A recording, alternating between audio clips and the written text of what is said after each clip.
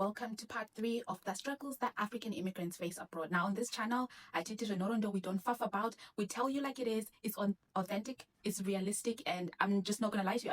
I have no reason to lie to you. So we'll get straight into it. And if you want to see part 1 and 2 to see where we started and to sort of follow what's going on here, I'll link it somewhere up here and at the end of the video as well. Now, let's continue with the traps that people face abroad. I am particularly in the UK, but most of these things apply for all first world countries, whether it's in the Netherlands, USA, Canada, or anywhere else. The first trap for part 3 is underemployment. Now, the reality is most people cannot come and do the jobs that they were doing back in Africa. People who were bank managers in Zimbabwe, in Ghana, are coming here to become cleaners, most people are support workers, okay? So they only go into these low-skilled jobs. People are driving Amazon trucks and all of that. And now, there's nothing wrong with those jobs. It's just there's a problem when you're trying to just be here for 5 years and move on. Because most of those times, those jobs do not give you that much income to get you out of here as quickly as possible. So for people that have plans to quickly go back home, that's going to be an issue for you because you're not going to be making as much as you think you were. Because if you're looking at it whilst you're still back home and you're looking at how much an Amazon driver makes whilst you're home, that looks like it's a lot of money. But then you come here and you realize that the reality is that you've moved that your whole entire family to come here and they've been riding on an invisible horse, really, because you get here and then that that minimum wage is not going to get you out of the loop of the 9 to 5. And so you get stuck in this thing where you're trying to get back into the profession that you originally had back in Africa. And that's going to take more than the 5 years that you initially planned. So you're already off track starting day. And then when you eventually get back into banking or whatever it is that you were doing back home, you're going to have to start from the ground. You're going to have to start building yourself up brick by brick to get where you were before you came here, right? So that is on a couple of years, and before you know it, you've been here for 20 years and home doesn't feel like a good idea anymore. So that's one of the traps that you need to be careful of. Limited political representation. Now, why does this matter? Most immigrants, we don't have people talking for us in parliament. If there's anything that's being passed in parliament, it's mostly things that are against us. Last year, we've seen them raise the salary threshold to 41,000. Most British born people do not make 41,000. Okay, so we saw the salary threshold go all the way up there, but the reality is that on average, if you're lucky, you're like on 34 grand. Right? That's on average, if you're lucky, you're on 34 grand. And those are the people that are doing really well for themselves. But mostly it's like 31K and just there, okay? No one is on the other side. Not that many people are on the other side. But there's not enough representation in parliament to be like, no, this is not realistic. We are putting too much on these immigrants. There's rules that are being put in. Recently, they've started saying they want spouses to start writing English before they come here. They've started to say, oh, we want to change it now. It's going to be 10 years for indefinite to remain. So what does that do for you? It creates instability because no one is talking for you in parliament. Therefore, you cannot plan your life. You can't make any permanent decision. Taking, loans is risky. Buying houses or buying whatever you want to buy, big purchases, setting up businesses here where you may or may not be, welcome in the future is risky. So what that does for you is that you're on shaky ground constantly because there's no one in parliament who's like, no, but these immigrants are people. They have feelings. They've got families. We need to look at. No one's doing that for you. So that's the other trap that gets immigrants. Now I want to talk about low self-esteem. That doesn't seem like much of a trap, but let me just balance me real quick. As I'm being sonking, let me tell you what I mean. Right. Let's say you've come from Zimbabwe and you were a bank manager. You're now in a warehouse packing boxes. You've come from Zimbabwe, you used to do businesses, and now you come here and you suddenly being told what to do, when to do it. And the way that people are treated in most workplaces is not that dignified. People who were doing very well for themselves have come and gotten really, really reduced, right? And then they try some things that they used to do back home. So if you had like an agency back home, you come here, you try to do it. I have, I've suffered from this as well. You come here, you try to do what you used to do back home.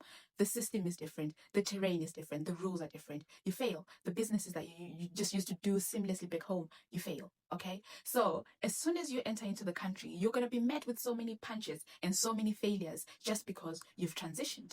And now what does that do for you? If you've come into the country, you've tried 3 businesses, and the Western culture is very unforgiving. It's very easy for you to become homeless. You know what I mean? Like, it's not like back home where you can just, live with your sister for a little bit, live with your parents. It's very easy for you to find for yourself in a situation that you just never imagined. I saw a video of a man, I think he's Kenyan or Ghanaian, who's sleeping in a bin. people who left home with proper jobs, and this man is sleeping in a bin, and he had to, they had to rescue him out of the bin and all of that. What that does to you is it builds a mindset of you thinking, I cannot do it. I can't do it. The person that I thought I was, I'm not that person. The dreams that I had are unattainable, and I was just dumb to think that I could be that person. Now, that's a problem. Why? Because everything starts in the mind. Okay? Everything starts in the mind. And when you start to see yourself as less than, and that may be because of biases, some people face racism. I'll do, a dedicated video about racism and biases. And, for people that are wondering, are my kids going to be okay if I come to the UK? Am I going to be okay if I start working in the UK as well? I'll do a dedicated video for that. But ultimately, that low self-esteem can affect the rest of your life, because if you're not going for the opportunities that were always advertised to you, and you're not feeling like you can do it, you're not going for it, you're not trying anymore, and then you're stuck. You're stuck here because you thought you're going to be here for a little bit, make a bit of money, do your little business, and go. That's not going to happen if you feel less than. Okay. So that's another thing that we just need to be aware of before we move here, and before we tell our friends to move here. And then the next thing that's coming, it's all interconnected, isn't it? Because the reasons that I've talked about before then feed into the next one that I'm going to talk about. The next trap is just losing your taste for life.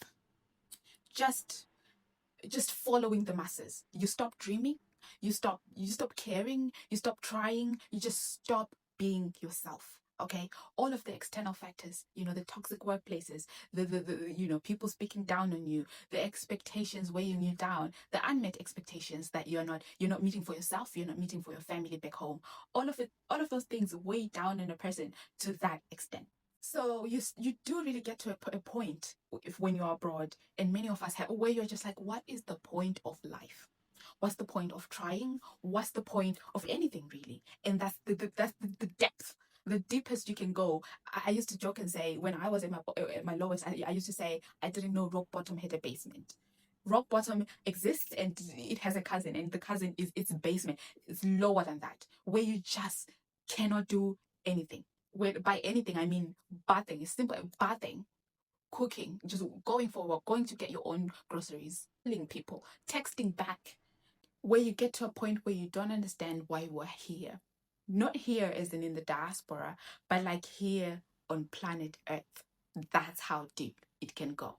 And you just need to be prepared for that, because when we're telling you it's this, it's that, everything it's so stable, and you come in not knowing that those things exist, like I did, then that shocks you. Like it just shocks you to the core, and you just lose sense of self. And I don't wish that on my worst enemy, which is why I'm making this series. The last trap that I'm going to talk about for this video is just fear of the unknown. Because we've talked about all these things that keep you here for longer than you thought you would be. Okay, you came here for a little 3 years, and then no, now you need your permanent residency, it's 5. Or no, now you need to go back to the job that you were at, you need to go to college a little bit. Oh, now that's an extra 3 years. Oh, now you need to rise up the ranks. Before you know it is 20 years, it's 25 years, and you just don't know. I'm at that point where I just don't know what to expect when I get home. I was home for like a year post graduation. So I worked home for a year, and it was just a transition period for me. I don't know what it's like to be an adult in Zimbabwe. I don't know if, people just don't know. And then you're on social media.